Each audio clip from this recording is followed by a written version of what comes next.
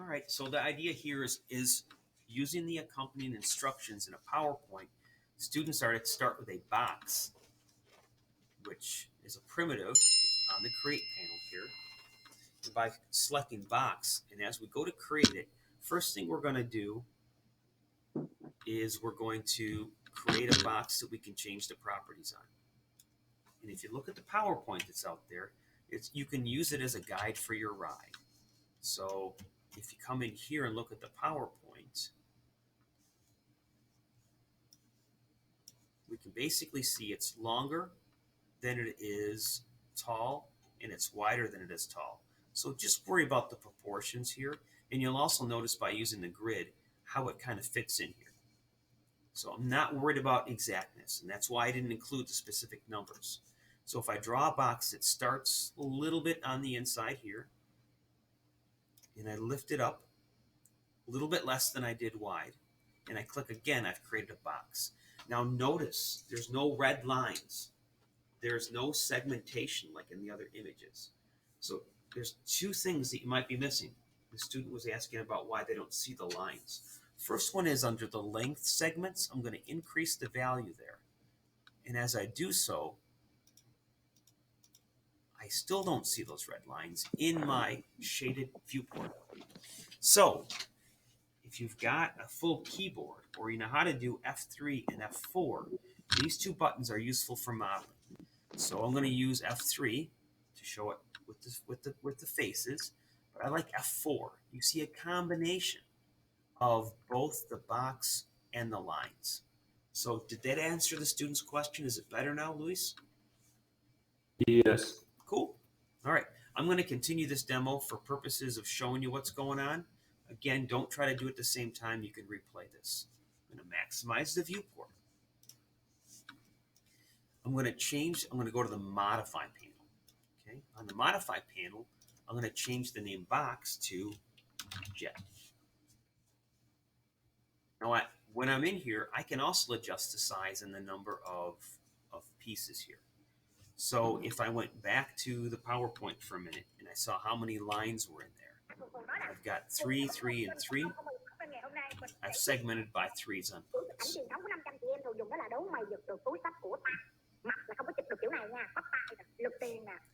Fook. Hey, Fook, your microphone's on. Hey, I think you're okay. There you go. That was pretty cool. I don't know if he was playing me at a really high speed or what, but that was pretty cool. That's something I haven't heard in a while. All right, so I'm going to go to the modifier list here, and I'm going to look for. Does anyone know the name of the modifier yet? So I talked about vertices. Edit. We're going to do polygons now. So it's going to be an edit poly modifier. When I go to edit poly, I need to then open up the little triangle, just like I did with the lathe, to look at the lower parts here. And what I'm looking for is the word polygon.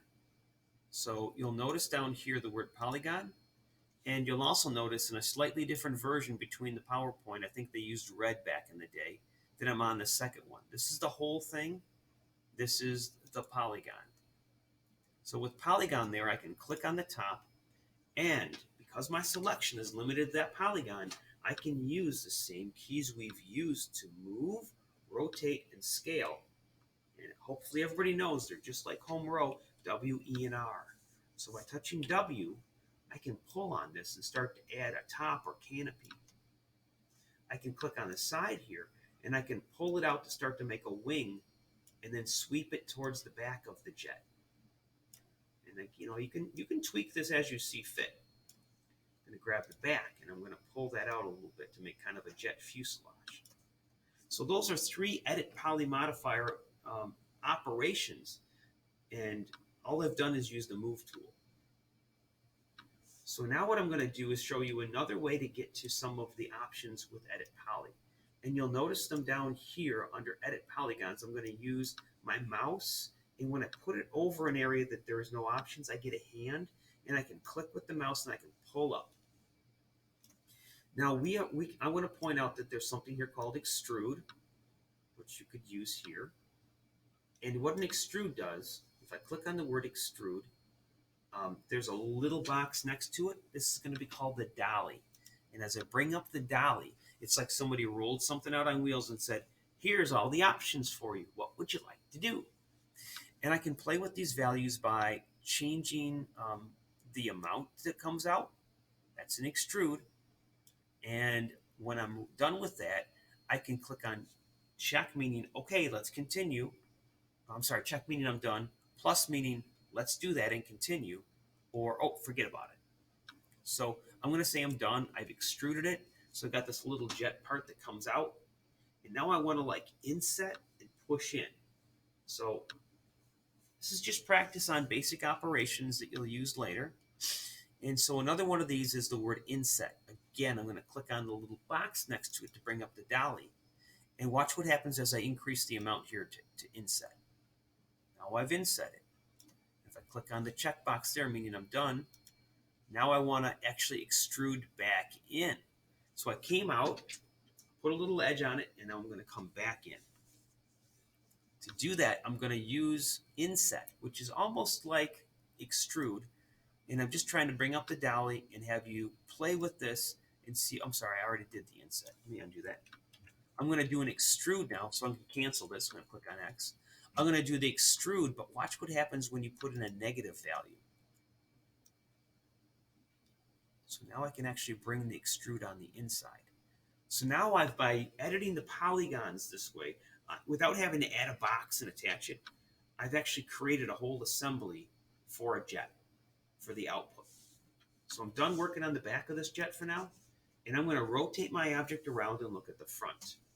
And to do so, I can use the widget in the corner here. And I'm looking for the front of my jet. There it is. I'm going to make sure I'm still on the polygon selection. I'm going to click on the front, and I'm just going to pull this out and watch the surrounding vertices kind of bend with the pull. Because I'm not extruding, which would pull it out. I'm actually moving it out, which gives me a nice front. In the next operation I'm going to show you to put a really fine point on it is I can actually use a bevel operation. So I'm going to put myself next to the word bevel, and I'm going to click on that to bring up the dolly, and I have two settings. The first one is how far out, and the second one is how far in. So I can bring it down to a point. I can even flare out if I wanted to, but I'm going to actually bring it down to more of a point. Now, just like the lathe, where I only did half of it, and the lathe gave me the mirror, now I want to add a mirror of a different type. It's called a symmetry modifier. But I'm not going to add it at the polygon level. And this is an important point. Make sure you switch from clicking on polygons to going to the whole element. So I'm going to touch T on the keyboard so I get a top-down view of my object.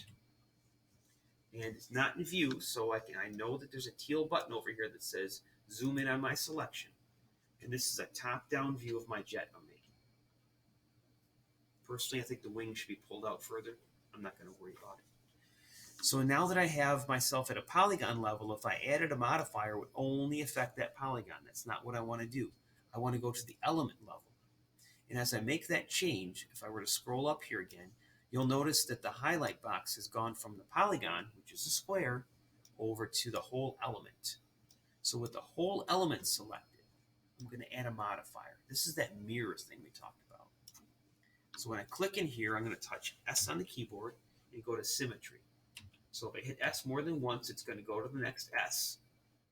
If I did SY, it doesn't work. You have to keep hitting S until you find symmetry. Spherify, that's another interesting one. Symmetry, found it right above taper. So here's a clue. Instead of touching S multiple times, if I click in here and I touch T, I go to taper, but I just look up one and I go to symmetry. It's kind of a shortcut. All right, by adding the modifier, I now see I've got a mirrored half, but it's the wrong side. I'm mirroring the middle of this object without the wing to the other side. That's not what I want to do. So we're going to flip our normals. Normals, another vocabulary word we'll be using. I'm going to point to the option here, I hope, to get to flip, which is under where we're doing it. Now, as I flip this, that's the proper orientation. Depending on how you are selecting your object, though, you might be on the wrong axis, like this, or this. And what I've just done is I've clicked on Z and Y and X.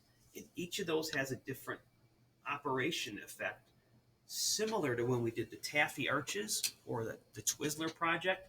And if you bent based on X, Y, or Z, you had a radically different effect. Now what I'm going to do is just kind of rotate this object around and look at it. It's fairly smooth, but what I want to do now is add one more modifier, and that's the TurboSmooth modifier, which is going to make this thing look more rounded over maybe than I really want. So I could always go back in and model further. Part of a speed run, I'm just going to stick with it. At the symmetry level, I'm going to click to add another modifier called TurboSmooth. So you could touch U and then go up, or you can touch T multiple times to get the TurboSmooth. There's my jet. So I didn't count how many steps that was. I didn't keep track of how long it is, but there's my jet. I modeled from a box. Doesn't really look like a box anymore, just like the bicycle seat ends up not looking like the ball that we start with. So let's add our name and let's do a render.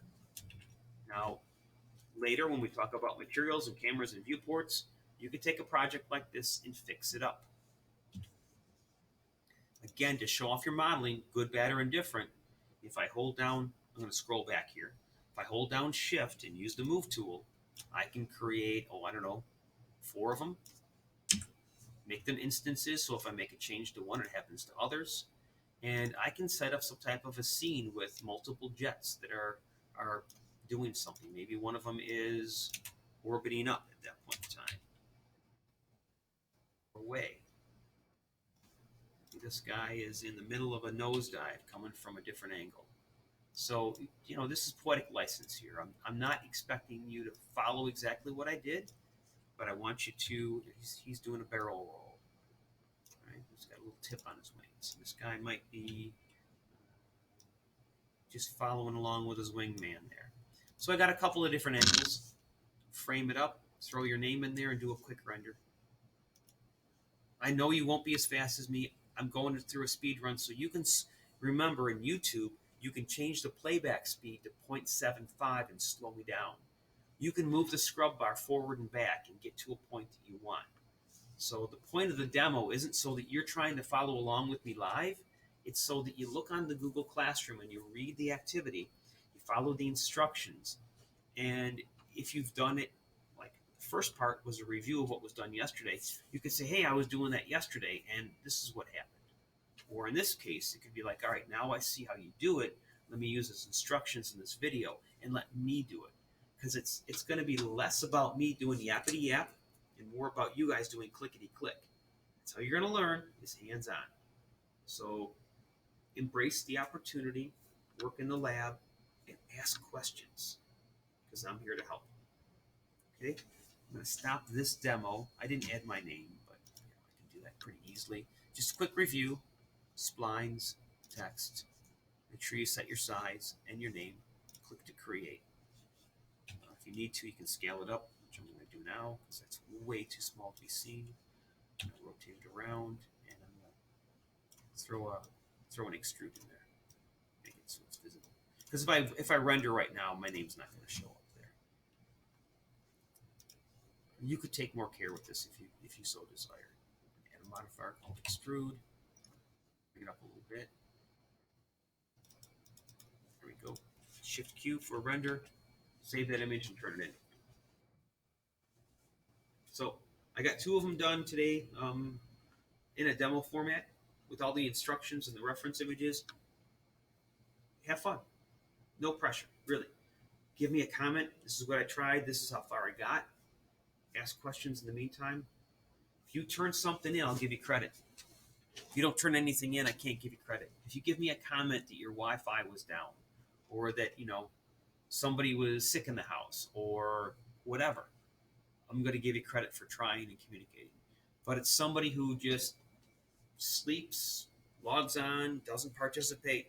I don't give grades away, you earn them. So do the work and I'll reward you with the points you've earned. Or I'll recognize you. It's not really a reward, it's a recognition. All right, I'm going to end the demo.